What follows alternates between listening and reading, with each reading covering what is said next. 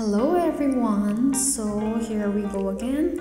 At nasa biyahe na naman po tayo. Ayan, so, nandito na nga po tayo sa Friendship Bridge ng Thailand and Laos. At dito nga po ay nakapasok na kami ng Laos. Ito na po siya. So, boundary na po ito ng Laos. Ayan, bansang Laos, okay? So, bakit nga ba kami nandito ngayon or bakit ba bumabiyahe na naman? So, kailangan po namin kailangan namin i-process yung non-B visa namin for work permit. Kakailanganin kasi siya for work permit.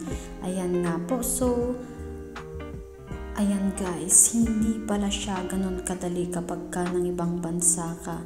Hindi katulad ng iniisip ng karamihan na kapag ng ibang bansa ka ay makakaahon ka na agad sa hirap, pero hindi ganun kadali ang lahat. My gosh, at ang hirap po talaga. So, ang daming biyahe, ang daming exit, ang daming kailangang i-process, pero syempre kailangan po natin ng tiyaga.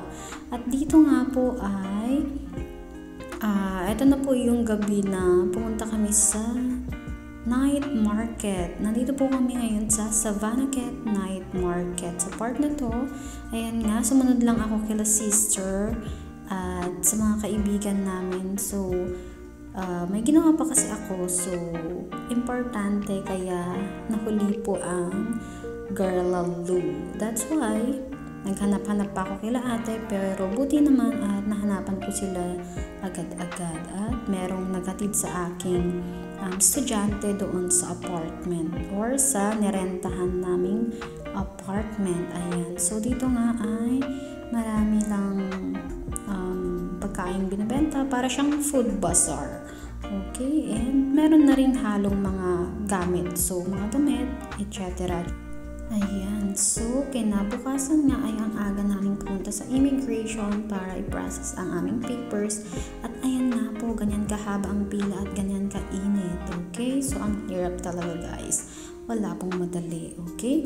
And after nga po namin mag-process, kinahaponan, ayan, at namasyal ulit kami. Pumunta po ulit kami sa Savannakhet Night Market. Pero ito, mas maaga na kami ng hapon pumunta po para makapag-picture dito sa may mahaba nilang dragon o kung naman yan, kung ano po yung nakikita nyo sa picture. At ayan nga, at napakaganda pala ng view dito.